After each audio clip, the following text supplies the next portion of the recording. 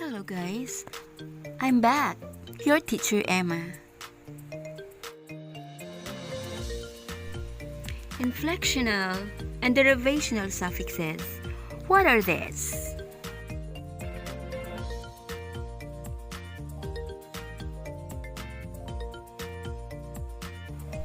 Well, they are both suffixes attached at the end of the word. But there is big difference between them. Malaki ang pagkakaiba ng inflectional and derivational suffixes. And that's what we're going to find out. Okay? In English, there are 8 inflectional suffixes. An inflectional suffix is also called a desinence or grammatical suffix or ending. Inflection changes the grammatical properties of a word within its syntactic category. Ibig sabihin, hindi nito mababago kung ano ang part of speech ng salitang kinabitan ng inflectional suffix. Ang binabago lang nito ay ang mga grammatical properties. We have here 3 columns in this table. The first column contains the suffixes, the second, the meaning, and the third, the examples. As you can see, there are 8 inflectional suffixes. The S that makes the noun plural, example, horses. The S that makes the third person singular, verbal inflection, likes.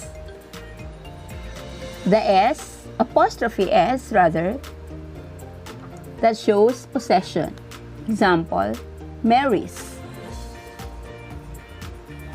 The ED that forms the past tense of the regular verb, example, walked. The EN that makes the past participle, example, eaten. The ING that makes the verb progressive, example, reading.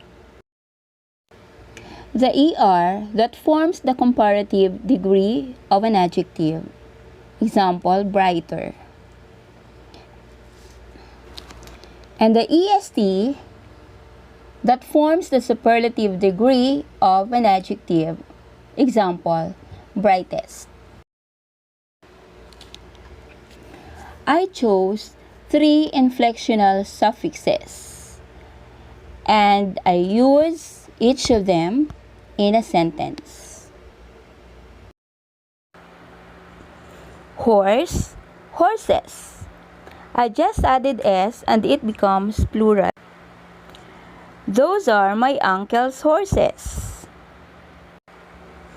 The suffix ed. Cook, cooked. From present or base form of the verb cook, I added ed to make it past tense. My mother cooked a very delicious adobo yesterday. The inflectional suffix en. Eat, eaten. You see, the verb eat is an irregular verb. Its past tense is ate and the past participle is eaten. I have eaten my breakfast already.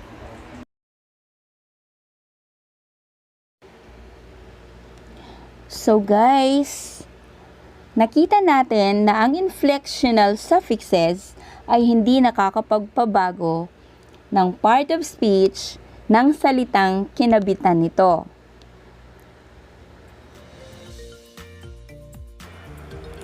Now, let's have derivational suffixes. A derivational suffix is a type of suffix that creates a new word. The new word is derived from the base word. When we attach the derivational suffix to the base word, it changes the part of speech of the word. Thus, changing its grammatical function in the sentence. Let's take a look at the table of the derivational suffixes. The first column contains the suffix, the second contains the meaning, and the third column gives us some examples.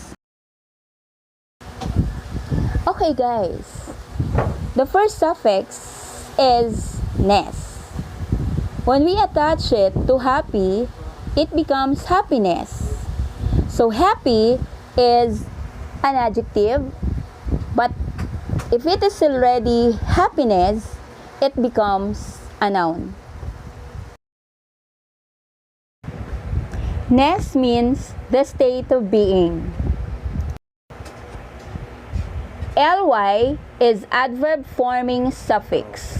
It means in the manner of. Example, likely. The adjective forming able, the suffix able rather, means to have the ability or quality. Example, floatable.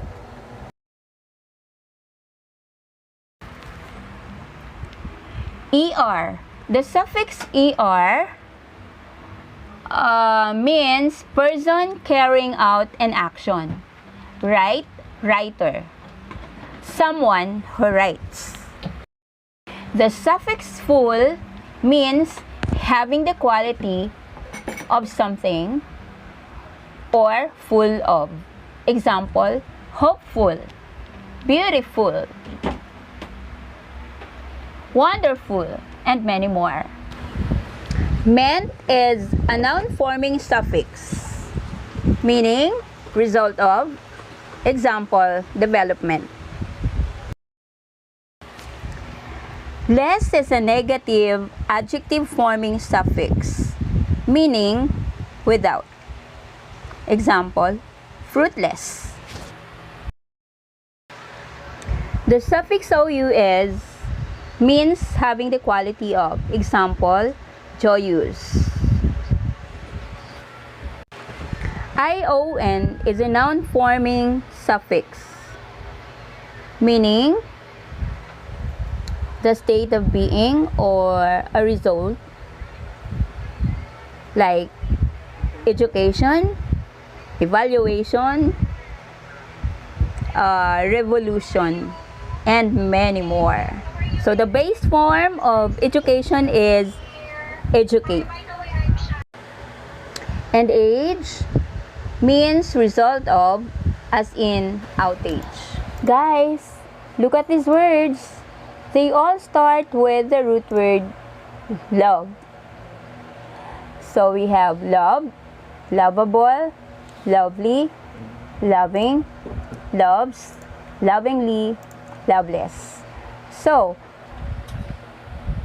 we created lots of words from the root word love. Let's try to identify the part of speech each of the following words belong to. Love is the past tense. That is a verb. Lovable is an adjective. Lovely is also an adjective. Loving is an adjective. At the same time, it can be a verb, the progressive form of the verb. Loves, we just add s for the singular subject. And lovingly, that is adverb. Loveless is also adjective. Now, let's see how many words we can create out of the word beauty. Beautiful, beautify, beautification, beautified, beauteous, beautifully, beautifies, beautifying. Now, let's try to identify the suffix that we use in forming the word. And let's also identify the part of speech the word belongs to. Beautiful uses the derivational suffix full. and it is an adjective. Beautify uses the derivational suffix "fy", and it is a verb. Beautification uses the derivational suffix "ion", which is a noun. Beautified is the past tense of the verb beautify, and it is a verb. Beauteous uses the derivational suffix "ous", and this is an adjective. Beautifully uses the ly suffix, and that is derivational. Beautifully is an adverb. Beautifies is a verb. This is used with a singular subject, and that is a verb. The ing in this word, beautifying, can be an inflectional and derivational as well. Ing here is inflectional because it is attached to the verb beautify, and it could be derivational if it is considered as a gerund, and gerund functions as a noun in a sentence. Now, let's use in sentences the different words that we have formed out of the root word beauty. Number 1, you are very beautiful. Number 2, I want to beautify this classroom. Number 3, the beautification of this house seems to be very impossible. Number 4, this stage is beautifully decorated. Number 5, the beauty of your face reveals the beauty of your heart.